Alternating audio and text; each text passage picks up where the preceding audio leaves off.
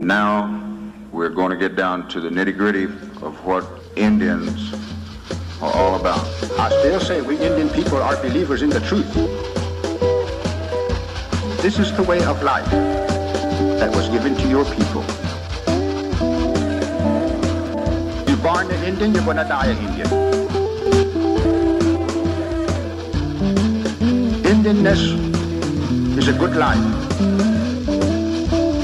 You're facing an Indian this afternoon.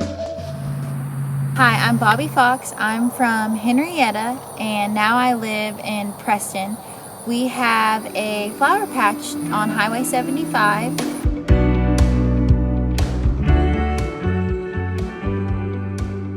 So J&B Flower Patch got its name because my husband's name is Jay and my name is Bobby and J&B. So in our family we have a lot of school teachers and we have the summers open. So this was the perfect business for us to be able to actually put all of our effort in and watch it grow. We do all of our planting during spring break time, which we have a week off from school, and then we have the whole summer to be able to enjoy the flower patch. We have 3 little boys. I was big and pregnant with him the first time we opened up the flower patch, and a lot of the returning customers are like, oh, this is him. You actually had your baby. So we started it a couple of summers ago, and we have cosmos, zinnias, marigolds, sunflowers, celotias. People do is they come and they pick a jar of flowers and they can cut all of them and make a bouquet. We also have deliveries that we do to nursing homes, and for other teachers are 2 specials that are discounted, and we also deliver to anybody that wants it in Mvskoke County. Right now we have 1 acre of flowers in our flower patch, and we're in the process of making another acre added on, so then we can eventually do wedding venues and bigger parties. And we really want it to be like the tourist hotspot, bring everybody to Mvskoke right here in our town so they can see that locally we have what the people in the big cities have.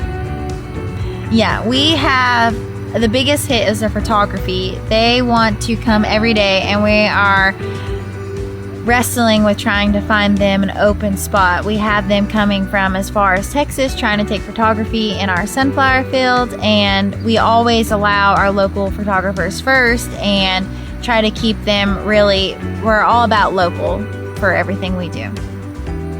Our flower patch runs from June 1st, give or take a day or 2, till August, and then October 1st till about Thanksgiving our pumpkin patch goes on. This year we're going to try to have our sunflowers last all the way up until frost, so we'll see if that works. Our prices here at the flower patch are, for deliveries it's $25 unless you are delivering to a nursing home or an educator, which is $20. We also have parties, which are $150, which include just about everything you would need for the party. It costs $20 for you to come and fill up a big mason jar of flowers, and you can pick as many flowers and put them in there as you want, and you can even fill it up so much that you can go home and put it in 2 different jars. It doesn't matter, just as long as you can cram them into that 1 mason jar. At our pumpkin patch, you can come in and pick any size pumpkin, whether it's this big or huge, for $5. Also, you can go on a hayride, play games that we've created, and we also have hot chocolates and treats that everyone enjoys. We love when people come to the flower patch. That's our most favorite part. We love the kids that come, the dogs, the families, the smiles. Our Facebook page is J&B Flower Patch, and go like it and share it.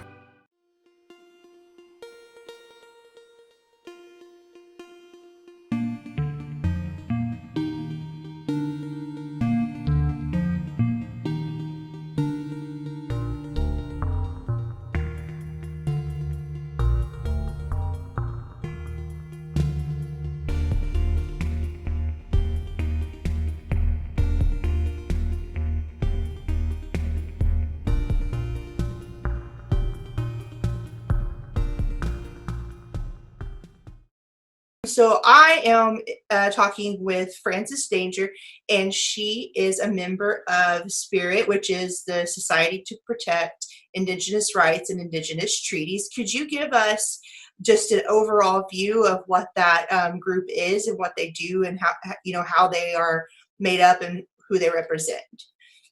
Well, I represent all Indigenous people. SPIRIT is a coalition of people that seek to expand educational opportunities in terms of the history and the modernization of Indigenous peoples, the honoring of the treaties, what exactly happened with our removal, and things like that. Basically rewriting history to be truthful. Mm-hmm. And how many members make up the group? I am fairly new. Brenda Golden is the one who really does run it, and she reached out to me because we are friends on Facebook, and I've been very outspoken about the statues, Confederate statues, and the statues of Columbus being removed. And I made an offhand comment that I was coming for the Land Run Monument next. And she reached out to me about this protest, about this peaceful protest, this sit-in, to really draw attention to the fact that we've been erased from the history of the Land Run. It was the westward expansion that resulted in our removal that brought us here, and that's part of that history. So Sure. Can you tell us a little bit about this demonstration, this peaceful gathering that's being planned, and just the basic, like, you can start with the basic, like, who, what, when, where's, and then we'll kind of dive in a little bit into more of that, like the political side and the historical importance of it. Well, it's put on my spirit, and we have partnered with Black Lives Matter. We have had several people come on board. The ACLU is supportive of us, WAR, which is Whites Against Racism. Several other allies have come in to support us on this because it's such an important issue for us. Yeah. And the event that you're planning right now, I'm kind of looking over the social media page. So if anybody's wanting to kind of learn more about the group, Spirit Group, it says that on July 11th from, I believe, is it 10 to 5? Yes. And where are they meeting at? We will be meeting at the Centennial Monument. It is public land. We do have a permit that we applied for today. You will need to park in where Bass Pro Shops is, which is just a stone's throw from the memorial. Okay. And what's the plan like that? Like, what's the atmosphere plan to be like? What can you talk about? Are there going to be any speakers, music, drummers, things like that?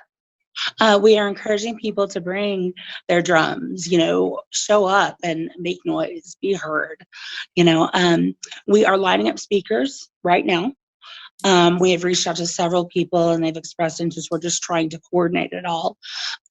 This was supposed to be, what we thought to be a fairly small demonstration, and it has grown in a way that we're not used to as Indigenous people. We're used to not being heard and erased in silence, and so the response has been overwhelming, and it's amazing. It's really great to see.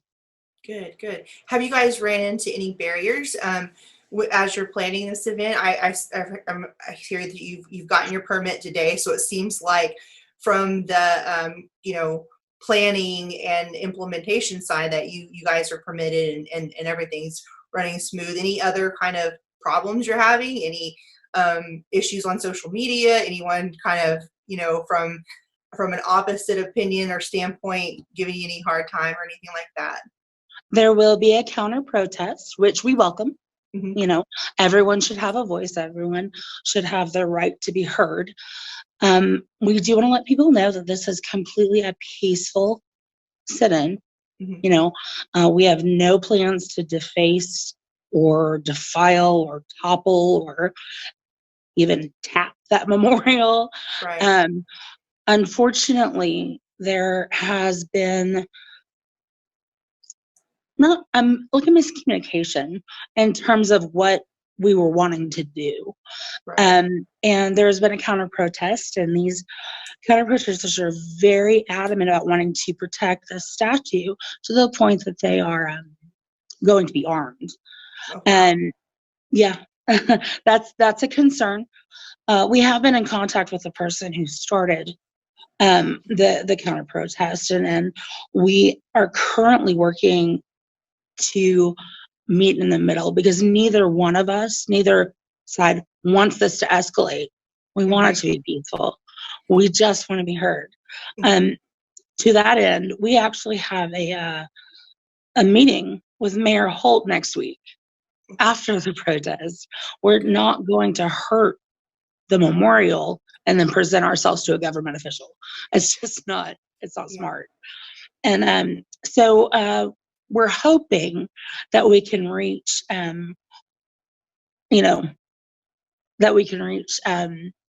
consensus on how to handle this. I can tell you that we have security that we are going to have in place. We are confident that we can get this to a place where everybody understands each other and nothing is going to explode. Good. What does that do to the mindset when you're talking about, hey, we're trying to have this get together, and then another party, whether they agree or don't agree, even if, I mean, does that like kind of do anything to the mindset to know that folks care so much that they're willing to perform their own functions as their own police force, so to speak? Has that affected anybody's, willingness to attend? Or we have had people inquire about security, but since the media coverage of the counter protest, this thing has ballooned for us. People want to be there. They understand that this is important, and because of the reaction, how important this is. I mean, again, as Indigenous people, we are used to being silenced and erased. Our stories are gone from history. Right. This is just another way of silencing our voices. It is actually an example of the things that we're fighting against. I think we have a friend trying to join. Do you know Kendra Clements? Absolutely. Okay, she is one of the co-organizers. Hello. Hey, Kendra. How are Hi. you? I'm good. How are you? Good. I was going to give you a moment to kind of introduce yourself. We were getting into it a little bit and chatting just a bit. Can you tell me your name and who you are and what you're representing? Sure. I'll give you time to get settled too. Sure. No worries. And I'm sorry I'm about a minute or so late. No, you're fine. My name is Kendra Wilson Clements, and I'm a co-founder of Matriarch, and also here supporting Spirit organization as well. Okay. Francis and I were kind of talking about the knowing the atmosphere, and that there's some folks who might want to bring their arms with them. Like, what does that do to folks who are wanting to attend a peaceful protest? I feel like earlier on, I was seeing some information circulating on social media that this was a family-friendly event. Are you guys worried that could change the atmosphere at all? Francis, feel free to jump in. And as I was saying, I mean, we are trying to reach consensus with the counter protesters. No one wants this to be anything other than what it is, a peaceful protest. We just want our voices heard. The people who are wanting to protect the monument believe in freedom of speech. Okay. I do believe that we can reach that consensus, and we have, like I said, we have security in place. But I will say, if people are concerned, they need to take that into account. Sure. I feel like sometimes when other, organizations haven't really attended very many Native American inspired protests, maybe they don't understand what it's like. Because having attended a few, and not, I'm not an expert, but a few, I've never really felt like there was ever an intention for malfeasance, and it almost seems like that's completely the opposite with Native Americans protesting. A lot of the emphasis that I would hear people speak on is about coming from a good place and just kind of speaking your piece. So any thoughts on like how Spirit wants to project themselves in that manner? Can you speak on that at all? Yeah, so I may take a stab at that. We are peaceful people, and when we say it's a sit-in, and when we say it's a peaceful protest and a meeting of the minds and an opportunity to gather in community and spread a message and educate the masses, that's what we mean, right? We're peaceful people, and we just want our voices to be heard. And we want our story to be told. And we know that, we're smart enough to know that voices aren't heard when anger inserts the room, right? When anger steps in, it all falls on deaf ears, right? And so, we're there to educate. We're there to gather in community. We're there to draw attention to something that, a piece of history that is a half truth, right? And so, the counter protesting is it's really unfortunate. But also, what's unfortunate is that this is not surprising, right? I don't think any of us were surprised that there would be counter protesting and that it could potentially reach a hostile or volatile level. And for those who are coming as allies, and for those who are coming as friends and community to support us, certainly be aware that there is a potential for that. I would hope that it doesn't discourage, but I fully understand, especially in the climate right now. Things are hot right now. You can feel it. It's like the railroad track. So you put your ear up to it, right? You can feel the vibration. You can hear it getting closer and closer. And we recognize that. But I think all in all, we're here to gather.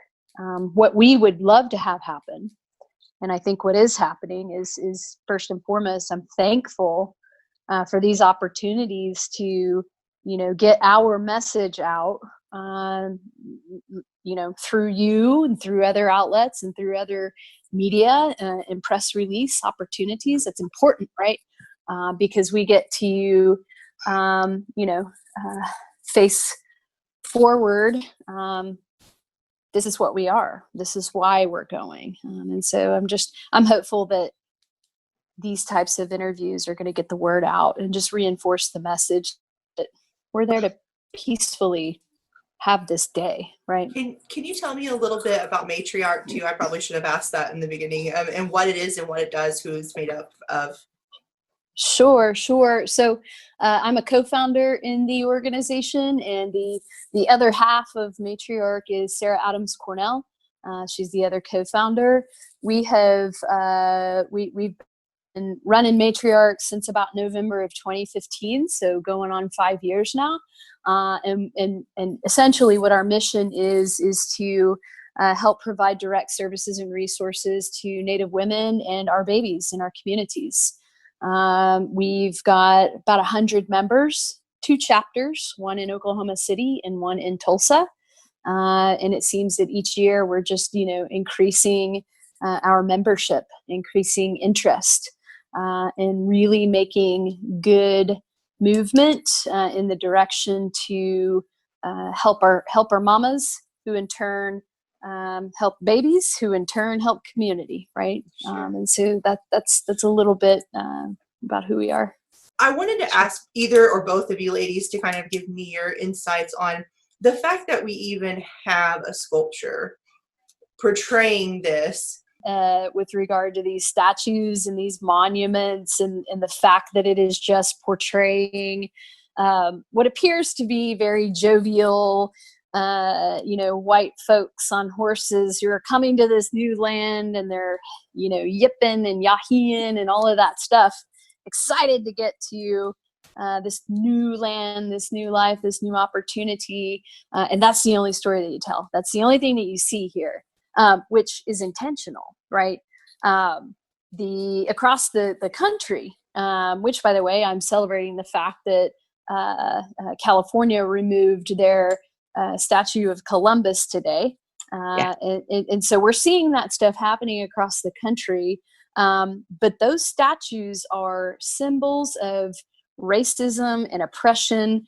And they are, quite frankly, used as intimidation, as putting us in our place and keeping us in our place. Don't ever forget that these gigantic statues, don't forget about that, right? Like a lot of finger wagging and putting us back in our place. And so this monstrosity of a monument, this land run monument, it's intentional. It's also what we see around the country. It's a part of the system of oppression, right? It just continues to breed the thought that white supremacy is at the top, right? And there are statues which are like deities that are praised, and photos are taken. People are posing by it, and it's just it's worn out, though, right? Like, we're tired of it, and I think that we're starting to see that across the country with these statues being removed. And for the record, we can't possibly. It would take the National Guard and several small tanks to remove the statues that this militia feels like they need to go out and protect, which kind of suggests to me that they haven't even seen it, right? Right. Yeah, they're pretty huge, and there's like 48, or there's several separate, bronze statues. It's a big deal. I have a question, and this is kind of my zinger question, so forgive me if this takes you by surprise, but what are your thoughts knowing that this monument was created by a Native American? Deep breath. If I can speak to that just really quickly, please. I was shocked at first, but then again, as the quote goes, "Custer had scouts," but I'm Native Scouts, but I'm going to back away from that, because I will say this: at the 2007 protest of this monument, Paul Moore, the sculptor, was quoted as saying, "Everybody can feel how they want to feel about this, and they can protest how they want to protest about this." So he in no way is trying to silence his own people. I think that if he were given the opportunity to create another Indigenous monument for us, he would do so gladly. I just want to see the update. I want to see our story told. I want us to be heard. And that's part of why we're here. We want to educate people. We want to let them know that there's a whole other history out there that is untold. When I see that land run monument, I hear the voices of my ancestors. I hear them, and they're not being heard. And I'm tired of that. I want to honor them. My voice needs to be heard. I need to change that for my daughter and for our kids and for our grandkids. And that's what I'm doing. Sure. Is there any certain outcome that I know you've mentioned that they're set to talk with, some officials after the demonstration? Is there some goal in mind when it comes to the demonstration beyond just educating? What is there any kind of lobby maybe our state and ask that they consider altering or taking it off or anything like that? Is there an end game or an end goal? Our ultimate goal is removal. I mean, however, we're not unreasonable. We can compromise. The main goal is education. If they're willing to work with us on getting a monument up to, Indigenous peoples, telling our side of the story, updating the literature, updating the plaque, which does not mention us right now, creating a curriculum statewide that tells this actual history of what happened. We're really pushing the education piece. It's like I said, our voices are not heard right now. We want to be heard, and we want it to be truthful. Awesome. Anything I've left out that you ladies would like to add to the conversation so that we can make sure and include it? I think that, there's been a lot of talk in our Black and brown circles, especially as of late with this, Black Lives Matter movement, the attention that this is, it's the light that's shining on America right now. It's kind of our dirty secret, which is the level at which racism is inbred in our beings here, in our fiber in this country. And so, we've got our white allies that are sticking their heads up everywhere and raising their hands saying, how can I help? How can I help? And what we're saying and how we're responding is come with us, right? Put your bodies in front of us. If we've got agitators and instigators and militia people on the other side, stand in between us, be that buffer, be that ally. You say you want to be that ally, then show us, help us, because we are asking for that help. We know that perhaps in this situation, as it relates to gun-toting folks and militia folks, maybe our best defense is our white allies at this point, putting their bodies in front of us, being that buffer. And so that's one thing I would love to ask. I've been contacted by several white folks, right? Just saying, how can I help? What you? I'm delivering this same message. I was in a leadership meeting today with a room full of white executives saying, how can I help? I passed along that message, and I believe I will see a couple of them there because they truly mean what they say. And so I think it's the allyship, number one, and number two, it is, we'll be meeting with the mayor next week to talk with him about, the things that we're asking for, and how we can, number one, have some recognition, number two, have some education, because that is really, to Francis's point, that's what we're pushing for, right?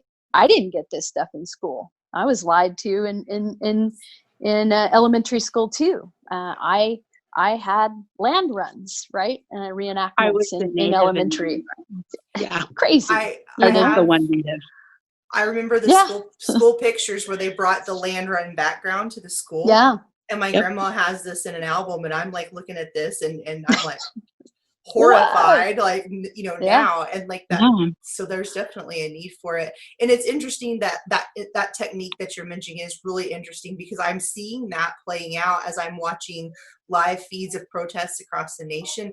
Is our journalists who are identifiably Native are pairing up with like journalists like me who can pass, and or white journalists who can help, and it helps them to protect themselves, and the like the military or the police to identify them as being journalists, because a lot of times they would just lump them into a category and treat them a certain way. So that there's definitely something to that, and I appreciate you ladies' time so much, and I hope that we have some good coverage and hope that people learn a lot. So